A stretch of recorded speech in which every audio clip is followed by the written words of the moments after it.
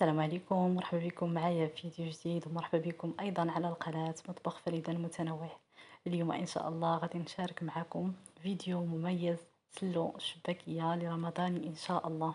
الله يدخل عليكم بالصحة والسلامة وبجميع المتمنيات بواحد الوصفة اللي ناجحة، وخصوصا للمبتدئات اللي يديهم ثقيلة في التشباك.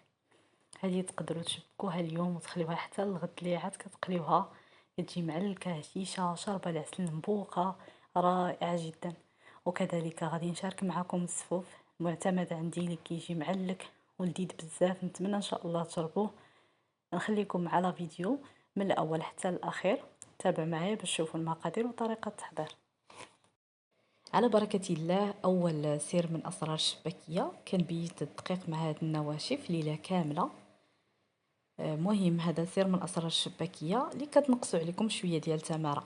المهم كناخذوا 5 زلايف ديال الفورص، يكون من نوعيه جيده. هنا عبرت زلافه تكون ممسوحه ماشي مقبوبه. الدقيق من نوع جيد بطبيعه الحال. بعد ما كنغربلوه يعني كيلو وربع ديال الدقيق. عندي معلقه كبيره ديال النافع، غير كنصهدو شويه كنطفيو عليه وكنطحنوه مزيان وكنغربلو وكنعبرو منه معلقه هكا مقبوبه. معلقه كبيره ديال القرفه حتى هي من الاحسن خذوها عواد وطحنوها باش كتعطي لي كول زوين. المهم هنا معلقه ديال حبه حلوه حتى هي كنصهدوه شويه وكنطحنوه، ما كتكونش عامره بزاف. وهنا عندي راس المعلقه من قرع قلاو بالسبيسه، يعني اختياري الا بغيتي ديروه الا ما بغيتوش بلاش. المهم كيعطي واحد المذاق رائع في الشباكيه. هنا كنستعمل هاد الكاس كبير على العنبه شويه، يعني كاس وربع ديال العنبه ديال الجنجلان. كنصهدو غير شويه وكنطحنو مزيان حتى كيتعلك لينا بهذا الشكل هذا. كنديرو كاس لاروب ديال اللوز خضر، غير كنمسحوه وكنطحنوه وكنغربلوه. صافي هادو هما المكونات اللي غادي نحتاج. غنبيتها، غنخلط هاد المكونات مزيان، غنبسبس هاد المكونات مع الدقيق مزيان، وغادي نخليها ليله كامله. غنغطيها ونخليها ليله كامله تبات، ومن بعد ان شاء الله نتلاقاو. يعني هذا سر من اسرار ديال الشباكيه. هنا دابا في الصباح خديت الكسعه درت فيها قبيصه ديال الملح، غادي ندوز نغربل داك الدقيق اللي وجدت معكم. واخا ديجا غربلنا دوك النواشف والدقيق، ضروري كنغربلوهم مره اخرى باش ما تقطعش معنا الشباكيه. هنا بعد ما كنغربلو النواشف عندي هنا ربع كاس ديال الخل، كندير فيه ضويمه ديال الزعفران الحور وشويه ديال الملون ضروري في الشباكيه. كنخلطو مزيان بهذه الطريقه هذه، وكنديرو هنا فوق الدقيق كما كتشوفوا في الفيديو. هنا عندي الزبده من نوع الجيد وشويه ديال الزبده ديال التوراق، ذوبتهم. عندي هنا كاس لاروب ديال العنبه، ومن بعد خليتهم حتى دفاو، عاد كنضيفهم على هاد المكونات. عندي صفر بيضه بطبيعه الحال كيكون واخد درجه حراره المطبخ. عندي كاس لاروب ديال زيت الزيتون مع زيت المائده، كنخلطوهم او كديروا غير زيت المائده او زيت الزيتون. عندي هنا خماره حمراء ديال 8 غرام. وهنا غادي نجمعها بالمزهر. هاد المزهر انا كنستعمل بالعمري، كناخذ لتر هكا كندير به 2 عجنات. المهم كندفيه وكنبقى نبسبس هاد المكونات مزيان. عاد غادي نجمع بالمزهر. العجينه خصها تجينا قاصحه، يعني تجي شاده في راسها مزيان. هنا كنبقاو نضيفوا المزهر تدريجيا. انا ما كنديرش فيها الماء، كندير فيها غير المزهر بالعمري اللي شاركت معكم. صافي هنا كناخذوا العجينه ديالي كنديرها فوق البوطاجي باش نتحكم فيها، وكتكون العجينه شاده في راسها قاصحه باش تجينا الشباكيه ناجحه، ما تجيناش العجينه رطبه باش ما تجيناش الشباكيه لا قليناها قاصحه. المهم بهذا الشكل هذا كنجمعوا بهذه الطريقه كما كتشوفوا. العجينه كتكون شاده في راسها، كندلكوها غير شويه. هنا بعد ما كنجمعوا العجينه ديالي كما كتشوفوا، راه العجينه كتجي قاصحه شاده في راسها. كندلكها غير شويه بهذا الشكل هذا. صافي كنقسمها.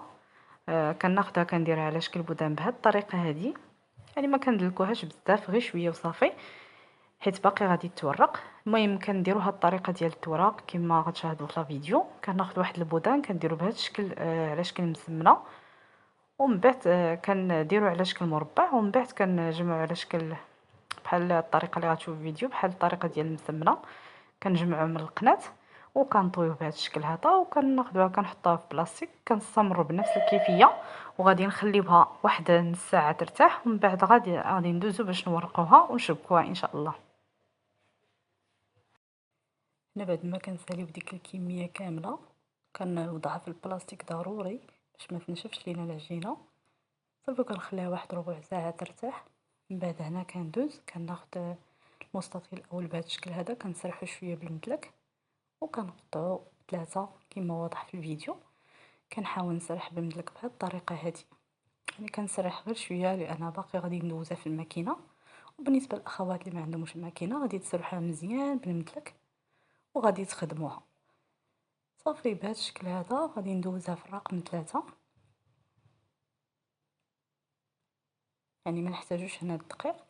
صافي هنا غندوزها في الماكينه، هنا كتحرك لي الماكينه غير وضعتها انا على حسب التصوير، اما غادي نحولها لواحد المائده اخرى. المهم كنخرجها بهذا الشكل هذا صافي حتى غادي نسالي هاد الكميه، ومن بعد ان شاء الله نتلاقاو. كما شفتوا انا بديت هنا في التشباك،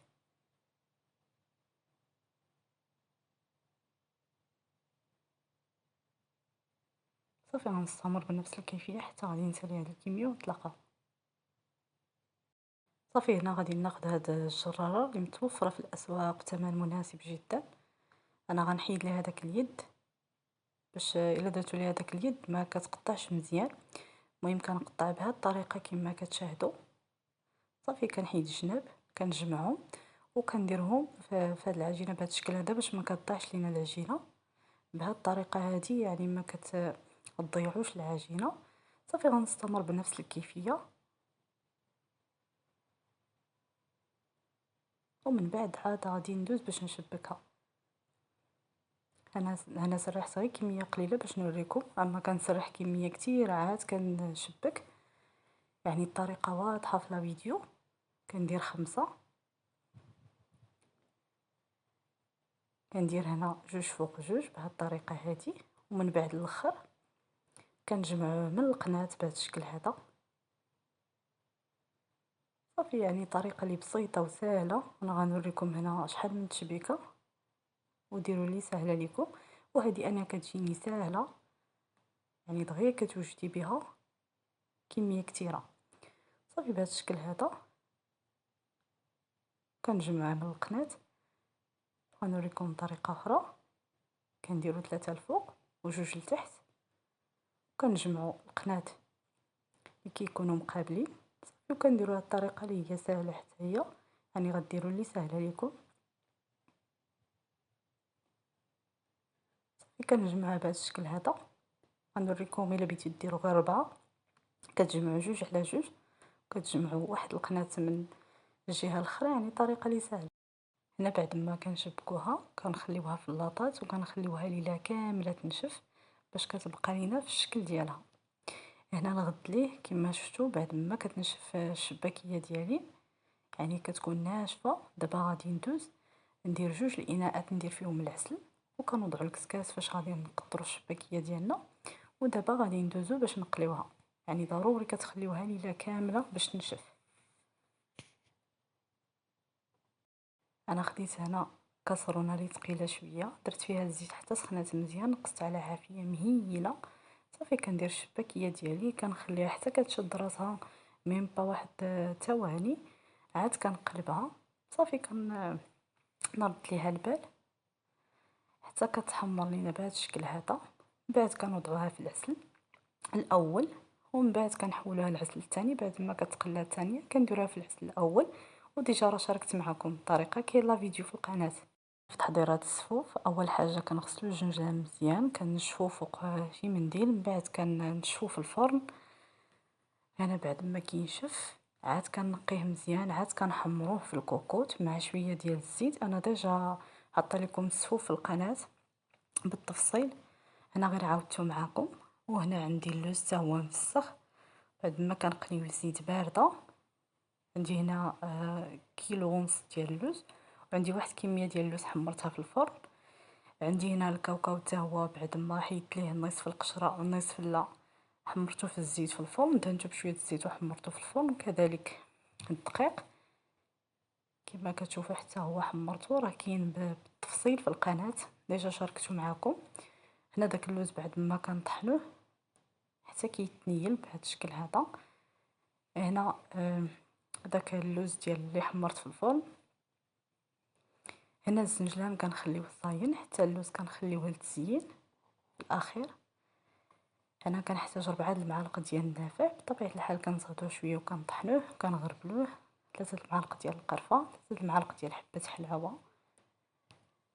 انا عندي مسكر حره مطحونه مع سكر كلاصي، وانا عندي حبه ديال الكوزه، عندي سكر كلاصي. هاد النوعيه اللي كنستعمل يعني نوعيه مميزه.